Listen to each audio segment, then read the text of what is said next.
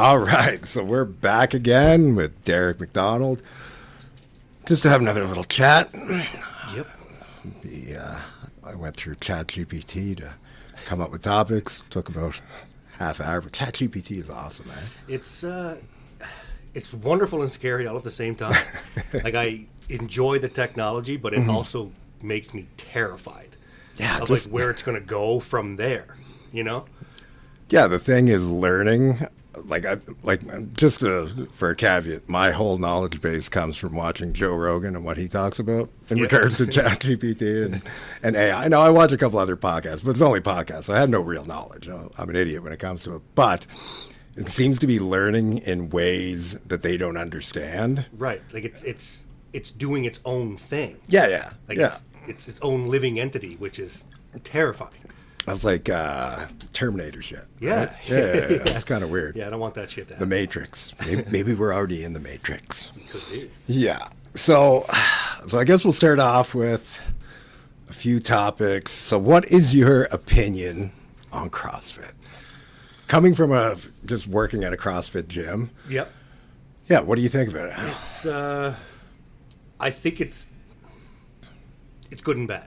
Mm-hmm. So the athlete, the trained athlete, it can excel with CrossFit. I think they need to have an incredible base of knowledge to do the lifts that they're doing at the intensity and the weight that they're doing them at. So from a weight loss normal, or like a normal person side of things, I feel like it can be a little too intense and a little too intense too fast. And I'll use Olympic weightlifters as an example. They spend their entire life to perfect 3 or 4 lifts, and they've mastered that. And then sometimes in CrossFit, you get a 4 or 6 week ramp up phase of teaching you how to do these lifts, and then it's like, okay, lift as much as you can for however many reps you can for as fast as you can. Mm-hmm. It's like boom, boom, boom, and then you see all these injuries like disc injuries and hernias and things like that through CrossFit, and it's like people are putting CrossFit in that category of being bad for you in that sense, but the people just aren't prepared for it. Yeah, they're just not ready for that kind of lifting, And it probably comes down a lot to the coaching, right? 100%. Like getting people ready to do that kind of high intensity. Because I heard, I know nothing about CrossFit. I've never done it. Right.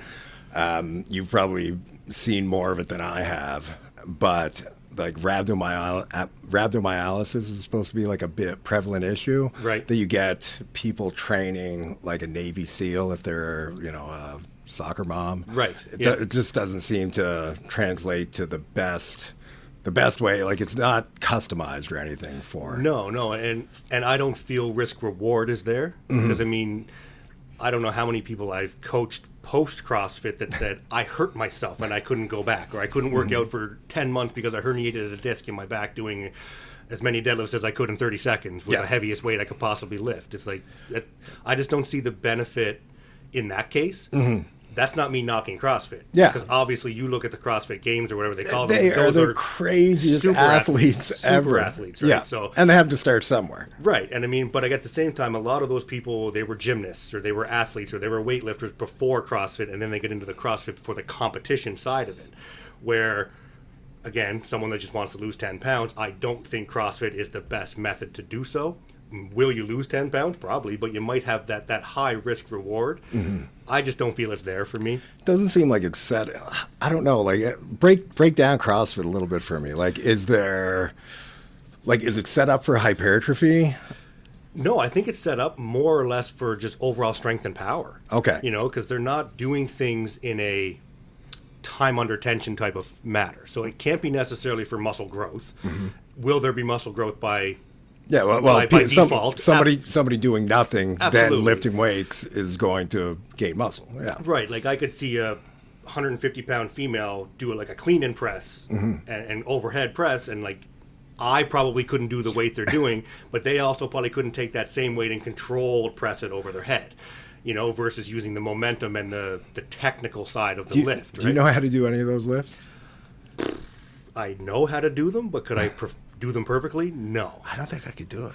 It's a lot. It's looks definitely very, not my side of things. Yeah, for it sure. looks very technique oriented. Like, that's why like Olympic weightlifters do what they do and lift Right. it. Like, I don't even know what kind of weights, like 300 pounds, like a Yeah. clean and jerk. It's Yeah, crazy. like, Yeah. I can do a squat, a deadlift. I can teach those, but Yeah. that motion of like the cleaning, that is technique. Like that's not necessarily strength, that's technique. and right? and power generation too, right? Right, yeah, power transfer even, right? Yeah.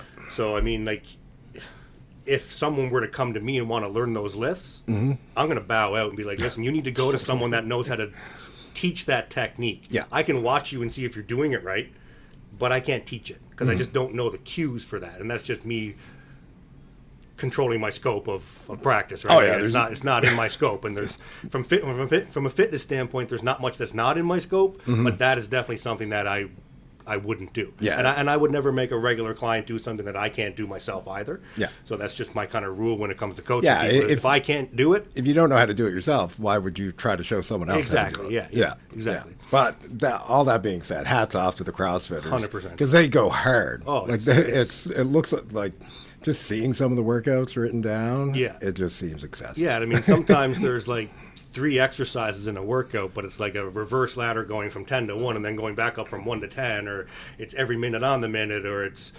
as many rounds as you can in X number of period of time. You know, Yeah. like they're intense. Yeah. I mean, I applaud them. It's just not my style. Yeah. You know, maybe when I decide to quit the whole bodybuilding scene, I might try. Become a CrossFitter? And then I'll probably hurt myself and be like, no, I'm not going to do it. Yeah, no, I'm with you. Yeah. Genetic wise, a lot of people will come into a gym, and I'm sure you've met them, I've met them, where they feel completely held back from their genetics. So let's look at it as general population.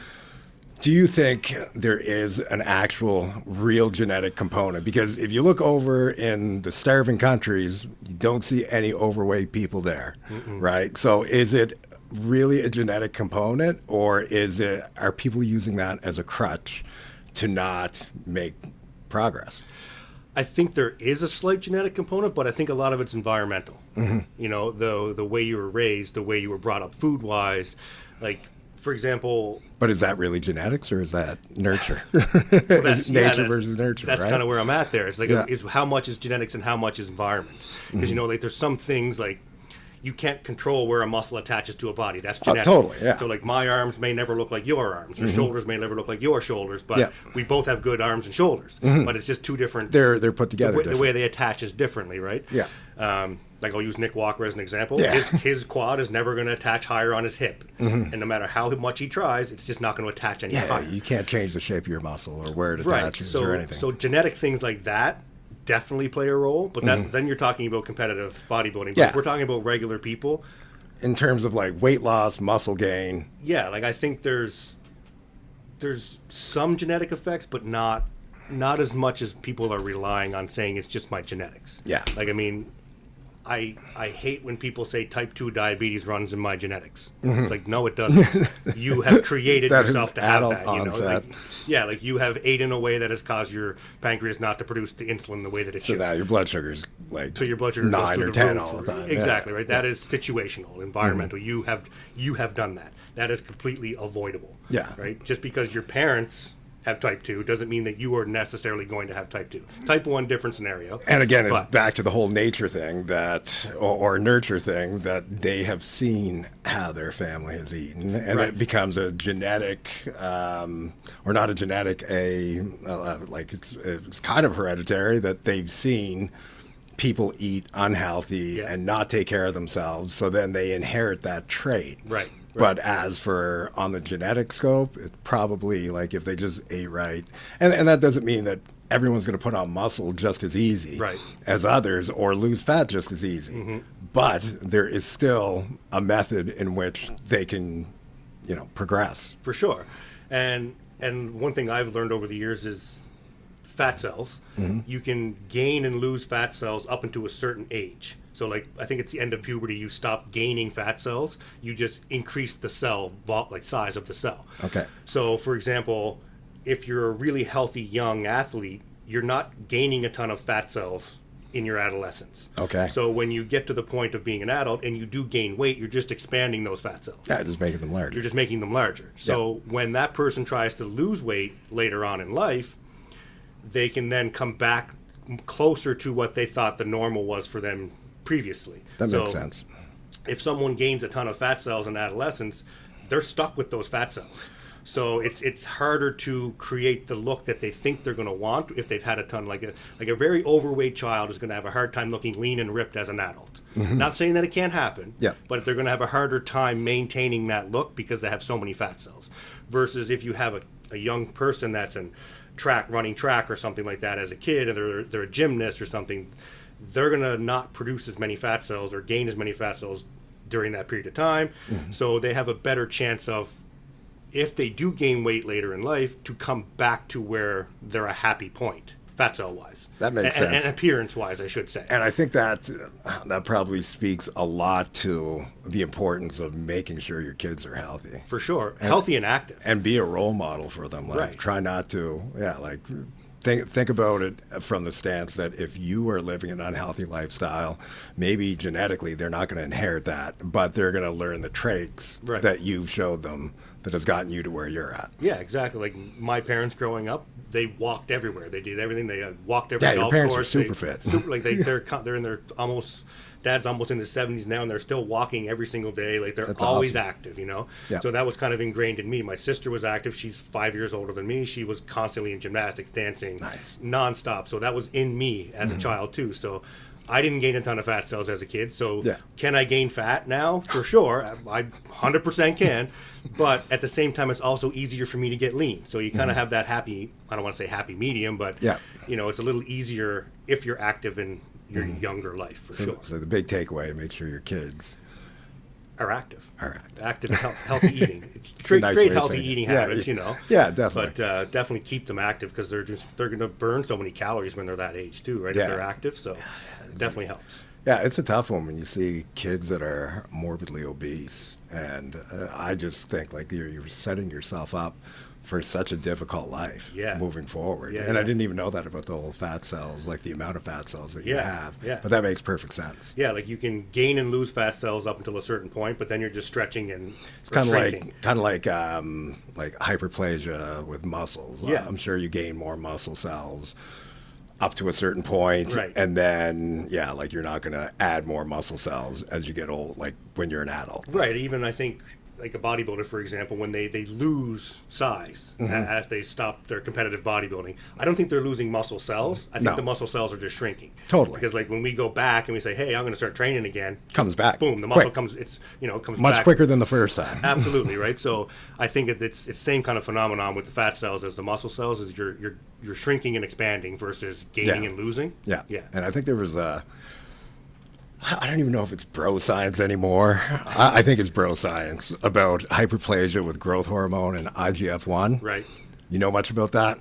I think there was, when growth hormone first started to become prevalent in bodybuilding, the whole thought process was, you're causing hyperplasia, but I think that's since been eradicated, that thought process. But it's a nice thought. Yeah. End up looking like one of those Belgian blue cats. Constantly gaining muscle.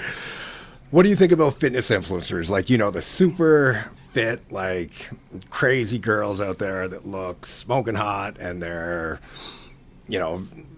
just the pinnacle of fitness. Same on the guy side, like you see a lot of bodybuilders and not even so much professional bodybuilders, because no one wants to look like a professional bodybuilder anymore. That's true. But just these super fit role models that people look up to. Do you think they're helpful, as in something for people to look up to try to aspire to attain, or do you think it is reinforcing feelings of despair, of inadequacy, that no matter how much you try, you're never going to attain that? I think it's tough. Like some of the fitness influencers, like when I look at it, if I see a young 20-something fitness influencer, I'm thinking genetics. If they look like that at 21, especially a female, if they look like that at 21 years old or 20 years old, that's genetics. They didn't even have enough time to train to gain that type of physique, so it's genetics. So that can be a struggle in the sense of like, you're going to buy into what this person is saying, but does that person actually know what they did to get to look like that? Because they may not have done anything. right? Like I know guys growing up that had pecs and abs and never trained abs or pecs in their entire life, versus me that trained it like crazy and still didn't have it, right? So it's fitness influencers are tough, man. It's a tough. Do you think topic. it's a good thing for the industry? Because I don't know. I look at it as, yeah, it's amazing to see the pinnacle of what you're trying to do. Yes. And maybe you never reach it, but it's nice to have a goalpost that you're working towards. Because, yeah, like it's like watching an NHL hockey player, right? Like there's everybody who's every kid that's an NHL or every kid that's a hockey player, amateur hockey player when they're in their youth, they look up to those NHL superstars. Yep. But you don't hear anyone talking about, the NHL makes unrealistic expectations on youth be the way they do in the fitness industry, right? Right, yeah, and it's kind of a negative approach, really. Yeah. That the fitness industry does that. Mm-hmm. It's. Do you think it's because, and do you think it's because with fitness, it's not a skill like in hockey where your identity is actually tied to how good you are. You know what I mean? Like it's actually your body. Yeah. That's something that I learned as I got older when I was competing, and especially getting critiqued hardly the higher shows you do, is that you have to kind of remove your identity with your body. You know what I mean? Look at it as a skill like a hockey player would, and kind of set aside that, okay, if somebody's critiquing me, it is just the skill that they're critiquing. Does that make sense? Right, yeah, because you can take it really hard. They're not critiquing you personally. No. They're critiquing what is presented in front of them, right? Like, and that's what you're asking them to do. Exactly, and that's a hard thing for people to separate sometimes. Like, they take the critique very personal. Totally. I mean, like I said to you a few minutes ago when I had a client come in. It's been 2 weeks since I've seen her. That's another 2 weeks post-contest for me. I asked her to get on the scale. She said, only if you do. And that was her way of critiquing me and saying, hey, you definitely put on some weight since then, right? That's awesome. It's good when you have clients that are honest like that, too. I looked at her, I was like, you're the type of people I like. Yeah. You're straightforward, and you just call me on it, Yeah. So, yeah, it's a tough one. Yeah. What do you think about certifications with coaches? So like there's so many different certs out there right now for, be it nutrition, be it personal training, and there's a wide variety of them. Do you think it's enough? Do you think that, what's your thoughts on it? I think as a young coach or a young trainer, the more you can get knowledge-wise in that sense is good. But as a whole, my opinion is nothing beats experience when it comes to this type of industry, especially if you're coaching people, not just yourself, but if you're coaching people. Yeah. Nothing is going to give you the experience of coaching a client like actually coaching a client and multiple clients. Everybody's body responds differently. So if you have this one theory that you're going to do things this way, and you're expecting everyone to respond the same way, you are in left field. You're not coming out. And it comes with experience. I think for myself, I get a lot of people come in that have just gotten their certification. Yeah. And, I was there at one point where I was just certified and I wanted to work at a gym. Yeah. For me, it's nice to have that experience before, like if I'm hiring somebody, that they have that experience. But where are these people going to get started if you don't allow them the opportunity? And I think that's, having some mentoring goes a long way there too. Yeah, it definitely helps to have someone kind of oversee what they're doing. It's almost needed. Totally. Because they need to bounce ideas off of people. Because if they might have an idea that's great, and they might have an idea that's terrible, but they wouldn't know the difference unless someone could look at it from an objective, from a higher level, and objectively say, you know what, I don't think that's the best method for this person or that person, right? Yeah. I mean, like I've said, I've prepped many people for contests. I've never prepped a single person the same way. So, again, there's courses and certifications will say there's formulas to create this, and this for diets and blah, blah, blah. But then I'll coach a 110-pound girl who's eating more than me as a 200-pound man because their metabolisms are completely different and the way they process food is different, right? Yeah. So there's nothing that is set in stone, even though there's theory and it's reality. Like the body does operate a specific way, but it's strange. it's hard to explain unless you've been through it with people. Like I've had multiple scenarios, like I just explained, where smaller humans are eating substantially more food. Like I've got a client right now, he's about 6 feet tall and about 195 pounds. He's eating about 5,000 calories a day. Whew. And if I ate 5,000 calories a day, I'd be gaining weight like crazy, and I'm around the same weight as him. Yeah. Right? And he's not really gaining weight like crazy consistently, but not crazy. Yeah. Right? So it's hard to nail down an exact say this is what's going to work for everybody. And I think a lot of younger coaches, and this is not their fault, but they believe the theory, they bought into the theory, and until they've proven themselves wrong doing it with somebody. Exactly. Unfortunately for the client. Unfortunate for the client, but sometimes you got to make mistakes to figure out that was the wrong method of doing things, especially with a contest prep. Yeah. Like, I mean, there's times I peaked to clients and I was like, I am sorry, but we peaked. We did not do this right. It just did not work for your body. It happens. And next time, let's do this. And right? and every time is different too. Right. Yeah. That's what. Well, again, we talked about this before. That's why sticking with a coach for a period of time to learn someone's body is good. Even if that person is going to move on to another coach down the road, at least they know themselves what worked and what didn't for them. Yeah. Right. So back to the whole certifications. They just seem very base level. Yes. Like if you look at, like, not to knock on any of them at all, but like I think about the CamFit Pro I've taken a couple times. Yeah.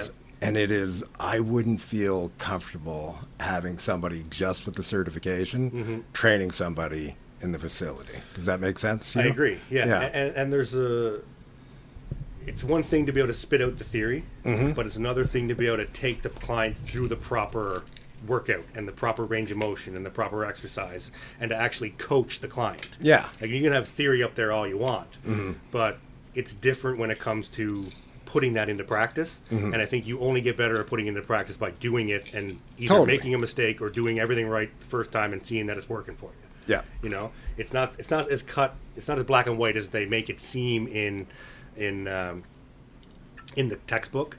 And I mean, I'll use Nikki that works here as an example. She just finished her program, and while she was doing the program, she was drilling me with questions, and I was giving her the real life answer, versus her giving me the technical answer back. And sometimes they don't necessarily correlate. No, correctly, you're right. What the textbook says to do is like, I'm like, yeah, that's not wrong, but at the same time, what if this happens, or what if this is the case? So like, you need case studies, you need scenarios, and you can't do that without experience, taking people through the programs, right? Yeah. So here's one. Do trainers make enough? Do gyms unfairly compensate coaches for their efforts? Well, I'm going to drill you on that. I'm going to drill you on this one. No, I think for me, I've seen it from both perspectives. That's what I was going to say. Like, you probably have a better viewpoint because I've been pretty transparent with what the costs are of running a gym. Exactly, yeah. I mean, I've seen it from both ends, and I understand, like, as the coach, you feel like you deserve this. If you're charging A, the coach deserves B out of that. You know what I mean? Yeah. And I understand it from that perspective, but I also understand it depending on the structure of the business. Yeah. You've got to be able to understand that. Like, is the business bringing you clients through marketing?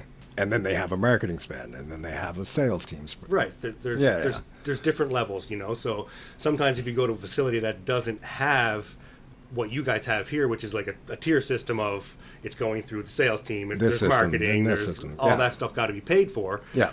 And there's just like you and a facility. Yeah. You know? That's a different. And you're bringing in your own clientele. Sure, you should be able to make more of a percentage of that, but at the same time, you're going to have to market yourself. You're going to have to pay for some ad spend or something like that, or have someone film you to give you content. Like yes, the hourly wage might be higher if you're independent, but there's other costs that you're going to have to incur. The volume.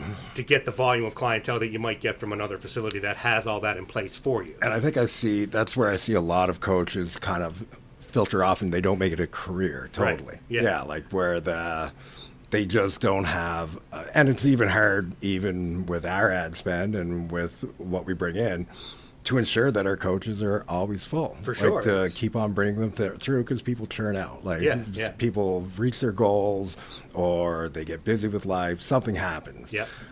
So there always has to be that constant filling up of the funnel for clients, for a coach to have new clients, right? Yeah, and I mean, like, we've been in this industry a long time. It's ebbs and flows. Yeah, you get high periods, you get low periods, you know, so you've got to be able to balance that out. It's right? a tough life for a coach. It is. You know what I mean? Yeah. To have a consistent income week to week to week. And I mean, some of them, some coaches are able to get that, but I think it's few and far between in the industry. I think so too, especially as one revenue stream. Yeah. Like if your sole revenue stream as a coach is online, or your sole revenue stream as a coach is in person, you might struggle. Yeah. You know, unless you've got certain things. Well, in place yourself, for that. you do online, Yep. you do hybrid in person, you do PT in person, Yep. and you do classes. Right. So that's 4 different revenue streams or 5 different revenue streams that are coming towards, for you to have a consistent income. Yeah. Right. And sometimes it's still a battle. Yes. Right. So it's not that they're not paid enough. It's that they've got to understand the structure, and sometimes they don't see it that way. Yeah. Because they'll say oh well, the gym is charging $120 an hour. Why am on it? I only making 25 of that. It's like, well, there's this, and this. Sometimes it's hard to explain where that money has to go for you to have this client come up to you and pay. Yeah, for them to want to come to the gym and Exactly, think it's right? enough, decent enough facility to pay $125. Right. So right? it's tough in that sense because some younger coaches is like, well, why can't I charge $100 an hour independently and take $100 an hour? Yeah. It's like, well, you're not going to get that 100 anyway. Even if it is that, even if you do that 100 is not all coming to you no matter what. Yeah. Right. You're going to have to put money towards like marketing, investing in yourself, more Content courses, creation. content creation. Yeah, like, people need to know who you are. Exactly. Like you just can't sit there and be like, okay, I'm certified. I'm ready. Come to me now. It's just not going to happen. Like I've tried that. Yeah. It doesn't happen. You gotta put work in, right? Yeah. Yeah. Do you think the fitness industry as a whole capitalizes on people's body insecurities? Like, does the fitness industry exploit people's darkest insecurities, how they feel about themselves? In ways, yes, and in ways, no. I feel like there are some facilities, trainers that are targeting that insecurity to bring people in. Yeah. And then there's other facilities that actually care about the clientele and they care about the client, so it's not necessarily targeting their insecurity. It's almost like it's like 6 of one, half a dozen of the other, though, because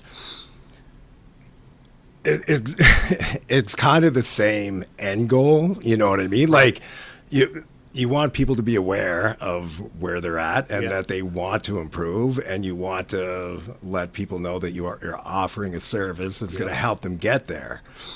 It's difficult, especially with like the modern woke society of whether or not it's even okay to advertise for weight loss. And I don't even know. I'm pretty sure. Facebook doesn't allow you to advertise specifically for weight loss. Weight loss program. Yeah. I mean, it's to what's the word I'm looking for? Improve your health and wellness. Yeah. And like saying weight loss is targeting people and saying, well, you're calling all these people fat. Yes. And that's not what you're necessarily doing. You're there to help. But in the reality of it is there are people that are overweight.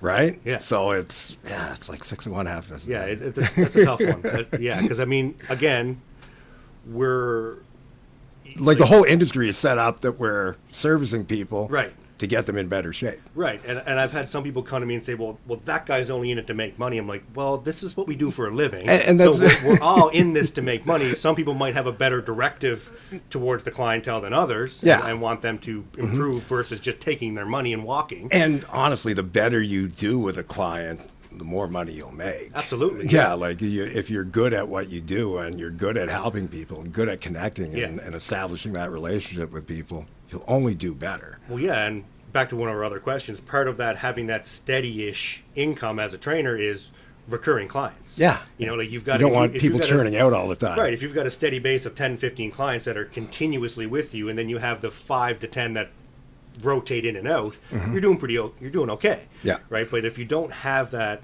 I'll put it this way: if you don't have clients that renew with you, you're probably not very good at what you're doing, unless you're so good at what you're doing that they never need you again after a 12-week period, which is rare. And you know what?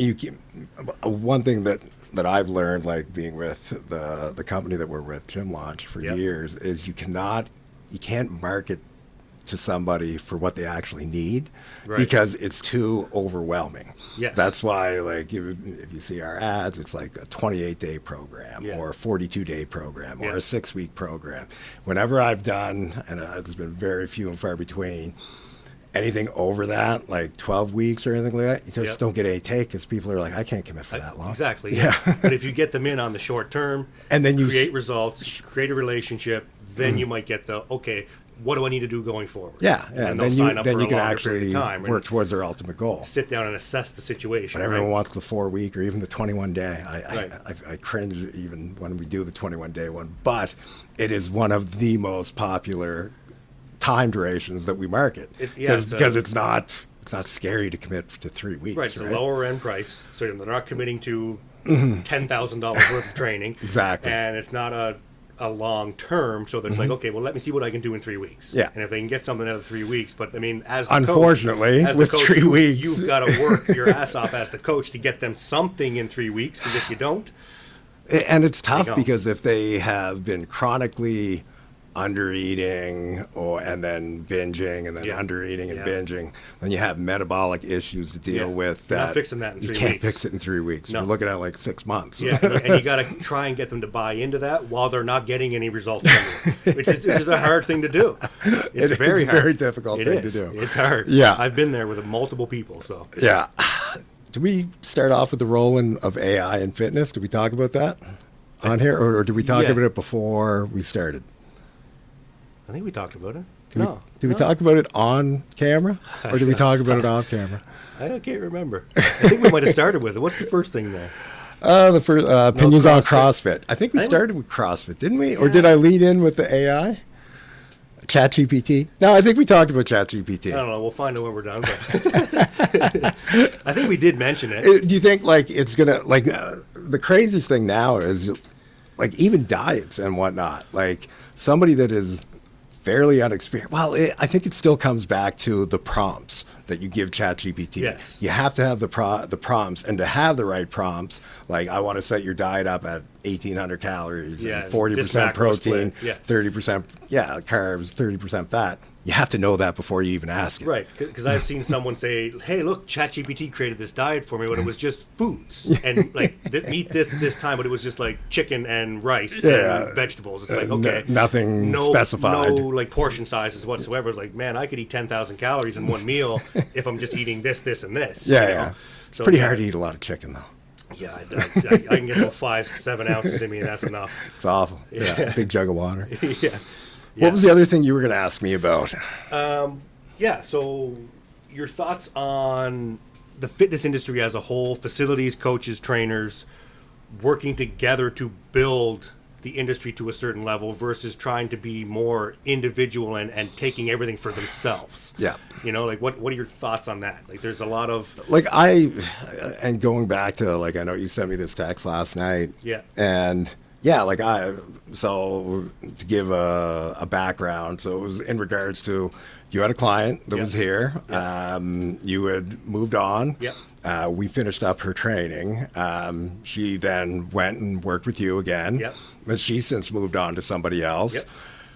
So what is my feeling about, like, overall, I want to see the best for the client. Absolutely. But I still have a business, and I would have loved to 100%. have done a good 100%. enough job for them to stay with you. Right. And- But I understand sometimes it's not always the perfect fit. right, and sometimes it's not that you haven't done a good enough job either. It's more like they want a different perspective. Yeah, right? totally. And sometimes they go on and they get that different perspective and they come back and they're like, you know what? I was wrong. I want to continue to work with you again. And I've had that happen as Yeah, well. oh, for right? sure. Yeah. So yeah, it's just it's for me. Sometimes I see like some people that are they're not open to working together with other people to create the result for the client. Yeah. Like this client we're speaking about. If that coach reached out to me and said, "Hey, can you give me a little bit of information on how her body's responding to this, and that?" I'm going to give them every bit of information I have. What's funny, that never happens. I know. I know. When I think about it, all the Yeah. clients I've ever had, because it's usually a negative connotation that's coming from the previous coach. Right. Yeah. Yeah. And like I've never been that way. So like if a new, But I would reach out to a previous coach if they were happy with them and they came to me and they said, "Hey, so I just want to know, Yeah. you know what I Like, mean?" Tell me a little bit about how her body's responded to what you have done with her, or them. You know what I mean? Yeah. It's knowledge that's going to help them going forward. Yeah, You know? and just because somebody isn't paying us here, like at our gym or Yeah. working with our trainers, I still want to see them succeed. Exactly. Yeah, Yeah. like there's no like ill will towards anybody that's Right. moved on. Like I think it's awesome to see people getting better, getting healthier, getting closer to whatever they want to achieve. Yeah. Yeah. I would love it to be within our facility. Absolutely. But I understand it's not always going to be that way. Yeah, like I clearly wanted to continue coaching whoever it is that leaves. Yeah. But at the same time, if they're progressing and they're moving on and they're getting something out of it, perfectly fine. Yeah.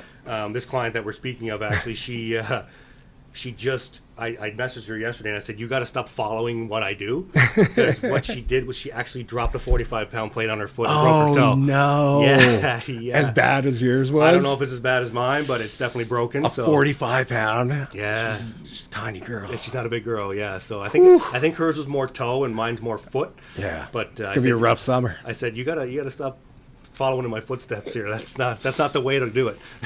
That's not good. No, that's not good at all. Oh, No. 45 pounds is bad. I had one time, I think a 10-pound fall from chest height. Yeah. Hit my toe. And yeah, like I tried to just kind of walk it off like nothing happened. And then I took my sock off. My foot was bleeding. And so yeah, a 45-pound plate coming that's a lot of momentum coming down. Oh yeah, and Your foot was rough. We both know how that foot injury affected me. So there was a spiraling there was a effect. spiral that happened after that. So yeah, we don't want that to happen to anybody. Yeah. Your foot's better now, though. Foot's 100%. Yeah, that was a rough one. That was It's almost about a year. Damn near close to a year now. Yeah. So just Derek dropped a 45-pound plate off the leg press directly down on the top of his foot. And how many bones did you break? I just broke one bone. Just the one bone? Clean break, which is lucky. It didn't need any surgery. Okay. But it was. It looked horrendous. It was rough. There was no veins left in that foot. No, it was like a football for about 3 weeks, I'd say. But once I got the walking boot, I was kind of okay moving around. You still weren't okay. I keep telling myself I was, but I wasn't. Right on. Yeah. All right, that's it for today. Beauty. All right, we'll do it again next week. Sounds good. Cool. I'm in. See ya.